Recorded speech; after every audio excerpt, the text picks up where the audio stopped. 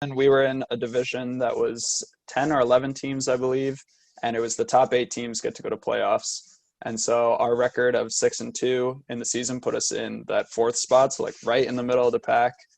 And we kind of went through playoffs. It was 3 rounds of playoffs, a quarterfinals, a semis, and then the finals. And we were kind of this like underdog team in this fourth place spot. We had to play the number 1 team and we had to play the number 2 team. A lot of people also just like didn't know us because we're so new. And so it was kind of just this story of where we came from, just like this kind of unknown team that jumped into this season, had this 6-2 record, and then like caused these big upsets kind of in the playoffs that just took us to the win for the championship. I definitely think that like I'm truly I really appreciate the opportunity we got to participate in the NECC and play games all together. Before we created this team, the only person out of all of us that I knew was Derek from playing on the rugby team together and being a good friend of his for a few years. I did not know James, didn't know AJ, and didn't know Ty. I met James once, like in one of my random classes, and so I was like, "Wait, was that you in that class?" He's like, "Oh yeah, I remember that." So it was like kind of good to see how we sort of had a small recollection of each other. But over the time, like I've really grown fond of this group of individuals. We have some great chemistry. We all like kind of messing around, making fun of each other on the side. And I have no doubt that if there were more in-person opportunities, if we had maybe a meeting spot or something like that, the chemistry would only grow to a higher level.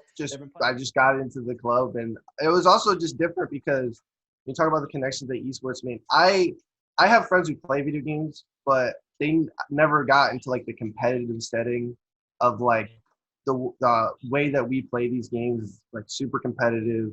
We go in depth on things.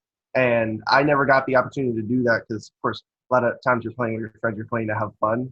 And this was like a time that I actually got to play with people and play to win. And that's almost more fun in a lot of times, especially when you're with a good group of guys that you can also have fun with at the same time.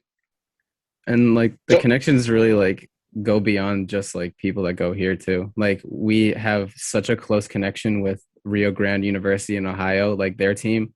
Those guys are some of our like really, really good friends. They're essentially like a part of the club now because like they're constantly talking to everybody else in the club. So like the connections have really gone beyond like just this college. It's gone like, nationally, and it's like really fun to like see that happen.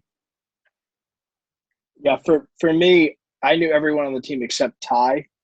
And bouncing off of what AJ said with URG, we met them in the preseason and played one game, instantly connected with them, just started communicating with them, and then it grew between the 3 games we played them throughout the season.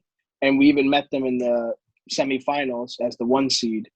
So that connection made it even stronger to be able to play them in one of those final games and have it shine through.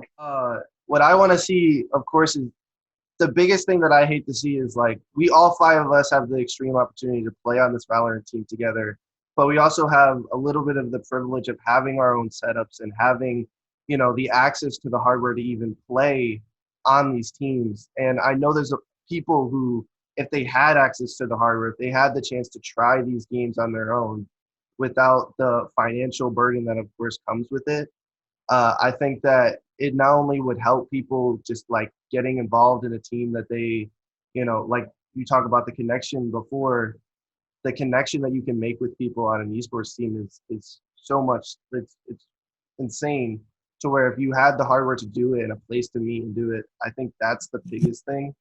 And then right now, I think the club is in a very good space. Yeah, I mean, I'm here for 1 more year as well. So like, I think like all these teams that we interact with in the NECC and, Rio Grande especially, like they have arenas, and we've seen that those arenas aren't just used for competitive play. They also have people who just come in and like hang out and play games there, and sort of they create a community with that arena.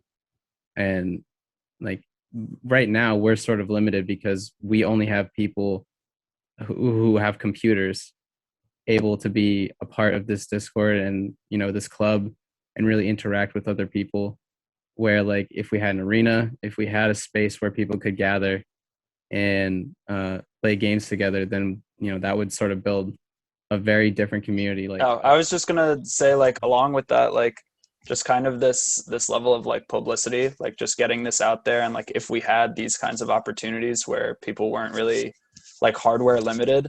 We right now as a club we have two teams, and it was just the Valorant team and the Rocket League team. But in the NECC alone, they have like 5 or 6 games that they like offer up to colleges. And that was something that we couldn't really take advantage of because we were so limited on people. So maybe people that like do play these other games that the NECC offered, they didn't really get the chance to join the club because like maybe we didn't have the proper amount of publicity or the proper hardware for these people who might be like really good at these games and like could kind of make a difference in this division that we've been in.